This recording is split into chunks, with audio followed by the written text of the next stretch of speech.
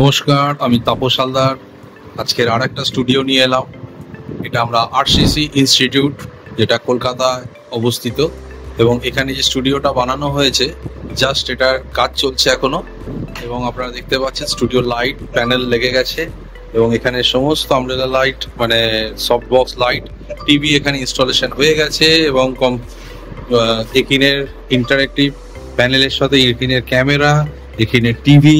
এছাড়া এখানে আমরা যে মনিটরগুলো দিয়েছি বেনকিউ কোম্পানির, এবং সবথেকে বড় জিনিস হচ্ছে যে এইখানটায় পুরো আপনারা দেখতে পাচ্ছেন এটা টাচ ডিসপ্লে থাকবে, যেটা ওখানে ইনস্টল হবে। বাট আমরা আপাতত করেছি এখানে আমাদের এখানের বিআইওডি আছে, এবং এটা খুব সুন্দর একটা কনসেপ্ট নিয়ে এসছে, যেখানে ওয়্যারলেসলি এবং অ্যাটেন মিনি প্রো যে আপনার ভিডিও মিক্সারটা আছে সেটা দেওয়া আছে।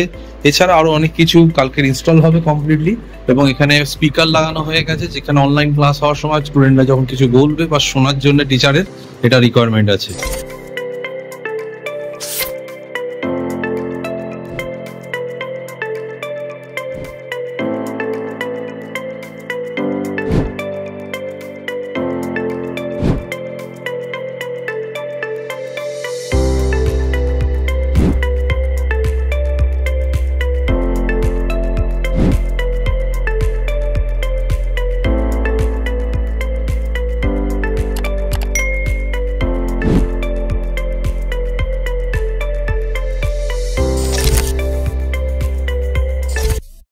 নমস্কার, একিনের ইউটিউব পেজে আপনাদের স্বাগতম।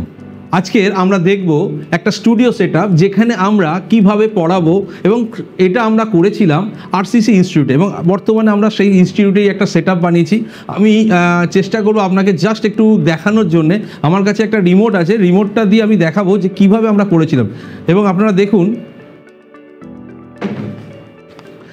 আপনারা দেখছেন, আমরা একটু জাস্ট আমি ডান দিক বাঁ দিক ঘুরিয়ে দেখাতে চাইছি আপনাদের। দেখুন এখানটা আমাদের একটা লাইট লাগানো হয়েছে, এবং আমি যদি একটু ওপরের দিকে নিচের দিকে দেখাই, সেক্ষেত্রে আপনারা দেখতে পাচ্ছেন এখানে লাইটের সেটআপটা। আমি একটু জুম আউট করে নিলাম, এইভাবে লাইটের সেটআপটা করেছি। এবং তারপরে আমরা যদি একটু নিচের দিকে যাই ক্যামেরার, এবং আপনারা দেখুন এখানটা আমাদের স্টুডিও সেটআপটা হয়েছে, যেখানে সুমনবাবু বসে আছে, এবং এখানে আমাদের অনেক কিছু দেওয়া আছে এর মধ্যে এই পুরো স্টুডিও সেটআপে রেকর্ডিং করার জন্য।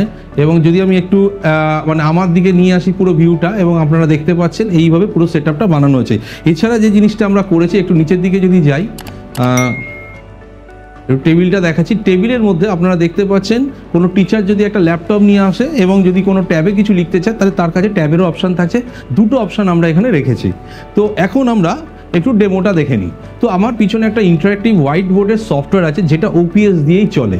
কারণ আমরা নর্মালি যে এখন অ্যান্ড্রয়েড প্যানেলগুলো দেখছি, তার মধ্যে কী হয়, অ্যান্ড্রয়েডের মধ্যে একটা লিমিটেশন আছে। যদিও আপনারা জানেন একিন এই বর্তমানে একটা এআই প্যানেল লঞ্চ করেছে, যেটা রয়্যাল সিরিজ। এবং এই প্যানেলটার মধ্যে সবথেকে বড় ইম্পর্টেন্ট জিনিস হচ্ছে, আমরা যেটা বলি সেটা হচ্ছে নেক্সট টিচিং, মানে ফিউচারে যে আপনারা টিচিং করবেন সেটা এআই এর থ্রুতে কীভাবে করবেন, সেটারই আমরা একটা দিশা দেখাচ্ছি। তো আপনারা এখন দেখতে পাচ্ছেন আমার পিছনে যে ইন্টারেক্টিভ প্যানেলটা, সেটা যদিও আমাদের ওল্ড ভার্সনের একটা প্যানেল, এবং এইটার মধ্যে আপনারা যখন পড়াবেন কি অ্যাপ্লিকেশান ইউজ করবেন এবং কিভাবে এটা করবেন। দেখুন আমাদের এখানে যে অ্যাপ্লিকেশানটা ইউজ করবেন, তার মধ্যে 2-3টে ফিচার্স আপনাদের আমরা দেখাচ্ছি। তো এখানে আমরা 3টে স্টেপে ফিচার্সগুলোকে এক্সপ্লেন করব। তো প্রথম জায়গাটা একটা হচ্ছে অ্যাডমিন টাইপের কন্ট্রোল করতে পারবেন, যারা একটু হায়ার র্যাঙ্কে পড়ান তাদের জন্য অনেক ফেসিলিটিস দেওয়া আছে। সিমিলারলি যদি আমরা নর্মাল হোয়াইট বোর্ডে পড়াই, যেমনভাবে পেন, ইরেজার, কিছু ডায়াগ্রাম, এই জিনিসগুলো আমরা এখানে করতে পারবো। এবং থার্ড জায়গাটা যেটা আছে, সেটা হচ্ছে যে আমরা যদি চাই এইখানটায় আমরা পেজ চেঞ্জিং, এই জিনিসগুলো করতে পারবো। তো আসুন দেখে নিই স্টেপ বাই স্টেপ। তো আমি জাস্ট সিম্পল ওয়েতে দেখাচ্ছি, যত শর্টে দেখানো যায়। আপনি এখানে পেন যখন সিলেক্ট করবেন, আপনারা দেখতে পাচ্ছেন এখানে মাল্টিপল টাইপের পেন দেওয়া আছে। তো প্রথম পেনটা নর্মালি রাইটিংয়ের জন্য। তো আমি যদি এখানটা কিছু রাইটিং করতে চাই, তো আপনারা দেখতে পাচ্ছেন আমি এখানে একটা রাইটিং করলাম। এবার যদি আমার মনে হয় এইখানটায় পেনটাকে সিলেক্ট করে যদি একটু হাইলাইট করা যায়, তো আমি এখানটা হাইলাইটও করতে পারি। নেক্সট যেটা আছে সেটা হচ্ছে যে যদি আমার এখানে বাচ্চা যদি খুব ছোট হয়, তাদের যদি এরকম ধরনের কিছু ক্যালিগ্রাফি পেন, স্ট্রাকচার টাইপের পেন, ধরুন আমি এখানটা একটা লিখছি, তো এইরকম একটা করতে পারি। নেক্সট যেটা আছে সেটা হচ্ছে যে যদি আমি এখানটায়, অনেক সময় বাচ্চারা পড়াতে পড়াতে অনেক সময় মানে মনোযোগ দেয় না, তো তাদের জন্য আমরা কি করব, ধরুন আমি তাকে বললাম যে ভাই এই জায়গাটা আমরা কি করেছি একটু বোঝাও। তো আপনি দেখছেন হাইলাইট হচ্ছে, বারবার ফ্লিকারিং করছে, কারণ হচ্ছে যে এটা বোঝানোর চেষ্টা করছি যে এইটার মধ্যে আমরা কি কি করেছি সেটা আমাকে বোঝাও। নেক্সট যেটা আছে সেটা হচ্ছে যে আমাদের স্মার্ট পেন। ধরুন অনেক টিচার আছে যারা ইংলিশে লিখছেন, তো সেটাকে হ্যান্ডরাইটিংয়ে রেকগনাইজ করে নেব। দেখুন আমি এখানটা লিখছি,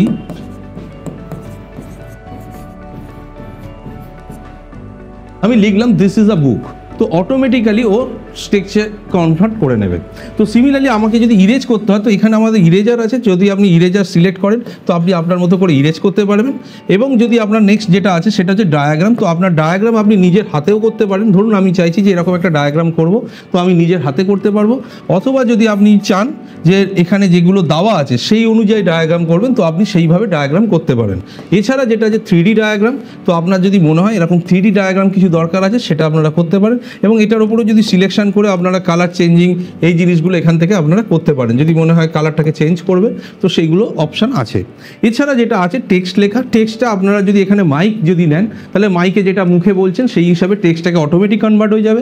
এছাড়া যদি ধরুন ক্যাপচারিং, এটা আমি পরে দেখাবো যখন আমার অন্য একটা সিস্টেমে যখন আমরা পড়বো তখন এই ক্যাপচারিংগুলো দরকার পড়ে। ধরুন আপনি একটা বইকে ক্যাপচার করে এখানে নিয়ে আসছেন, এই ধরনের ফেসিলিটিসগুলো এখানে পাবেন।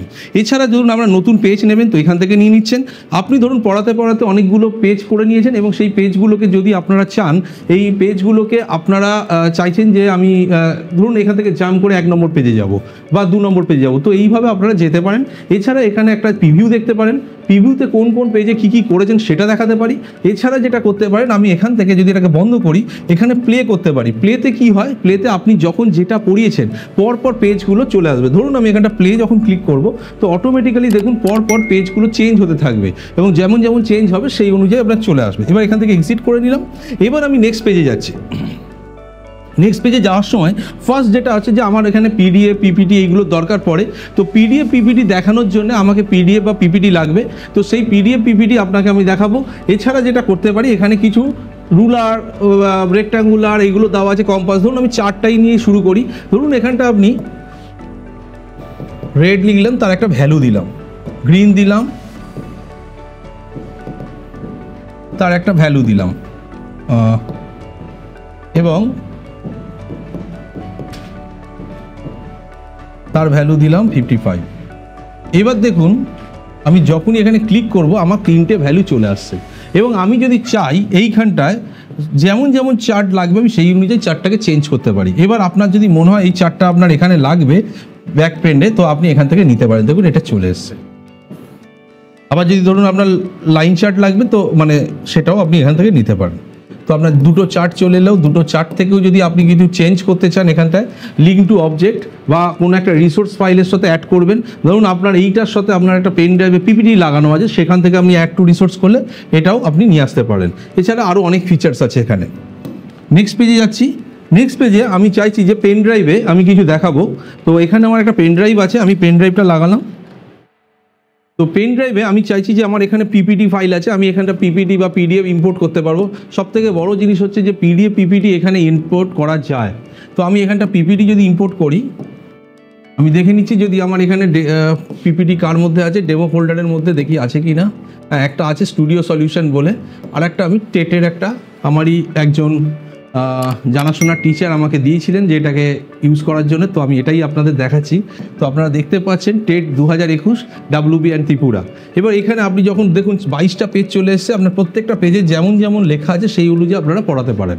এবং সবথেকে বড় ইম্পর্টেন্ট জিনিস, আপনি এখানটায় যদি কিছু অ্যানোটেট করতে চান তো আপনি এখানটায় অ্যানোটেটও করতে পারেন। তো এই ফিচার্সগুলো আপনি এখানে পাবেন, কিন্তু পিপিটি অনেক ফাইলে মানে অনেক সময় অনেক সফটওয়্যারে আপনারা ইম্পোর্ট করতে পারেন না, সেটা এখানে করতে পারেন। নেক্সট পেজে যাচ্ছি। নেক্সট পেজে যেটা যেতে পারি সেটা হচ্ছে যে আমি ধরুন কোনো একটা পিডিএফকে ইম্পোর্ট করতে যদি চাই, এখান থেকে আমি পিডিএফকেও ইম্পোর্ট করতে পারি।